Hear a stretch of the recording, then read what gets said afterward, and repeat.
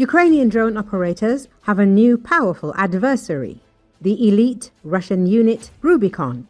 It specializes in identifying and eliminating drone operators, reports the Financial Times.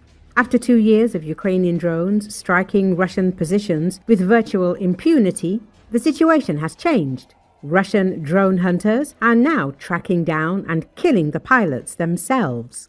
It's easy to replace a drone, but hard to replace a pilot, says Ukrainian operator Dmitry, who was a rapper before the war. According to experts, Rubicon has approximately 5,000 fighters and significant financial resources. Its mission is to disrupt Ukrainian logistics, destroy drone teams, and train other Russian units.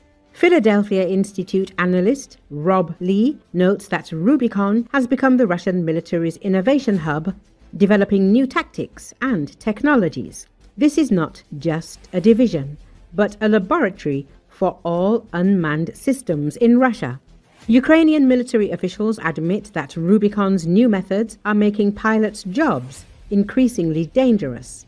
If the Russians didn't have such operators, their infantry wouldn't have been able to break through, says fighter Artem Karyakin from the Pokrovsk region. Rubicon's vast resources and manpower allow it to maintain a steady advance, says a Ukrainian soldier with the call sign Zuma from a small drone unit near Pokrovsk. They have a lot of people, which means they can work 24 hours a day, 7 days a week. They can change teams every 5 hours, and they can sleep.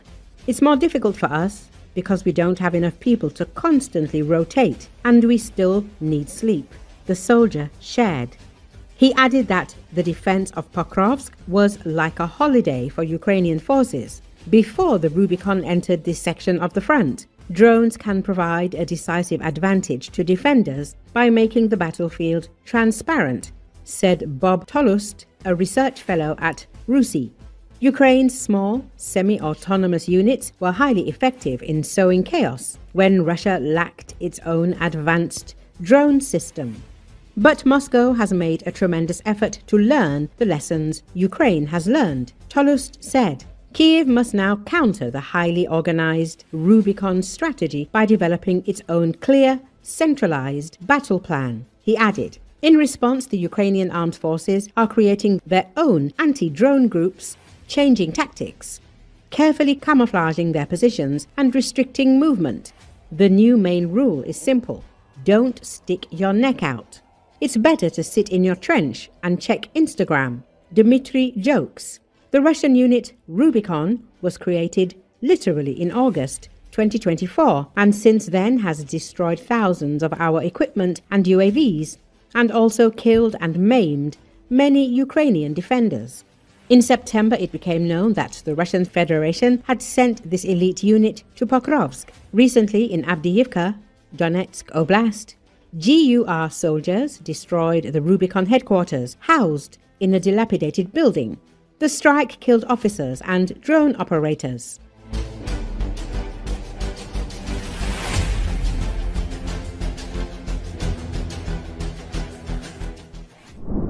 Russian Foreign Minister Sergei Lavrov was absent during high-level meeting between President Vladimir Putin and Kazakh leader Kassym-Jomart Tokayev in Moscow, amid the growing tension surrounding the top Russian diplomat.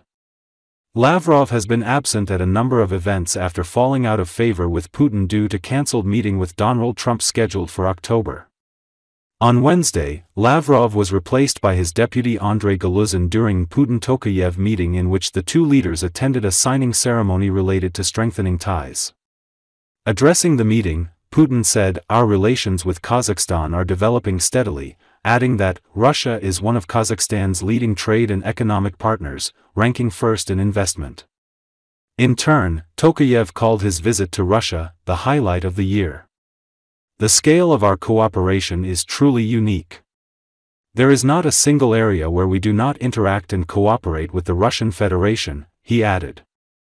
After the talks, the leaders addressed the participants of a Russia-Kazakhstan forum via video link and signed various documents including a declaration on a comprehensive strategic partnership and alliance.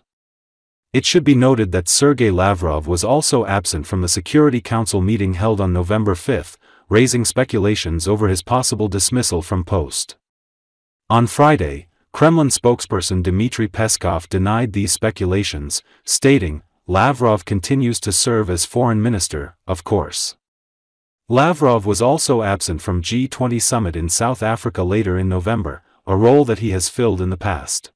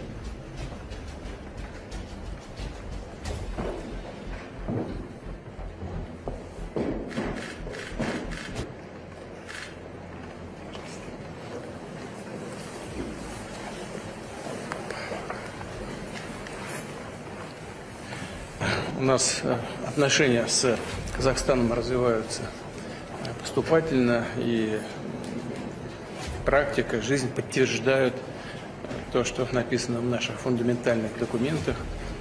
Казахстан и Россия – ближайшие партнеры, друзья и надежные союзники друг для друга. Это подтверждается конкретными делами. Россия является одним из ведущих торгово-экономических партнеров Казахстана, занимает первое место по инвестициям. В году, по-моему, 27 миллиардов. Для нас государственный визит в Российскую Федерацию – это, пожалуй, основное событие нынешнего года. Тщательно готовились, проводили консультации по линии министерств, ведомств, поскольку масштаб сотрудничества действительно уникален. Нет ни одной сферы, где бы мы не соприкасались с Российской Федерацией и не осуществляли сотрудничество.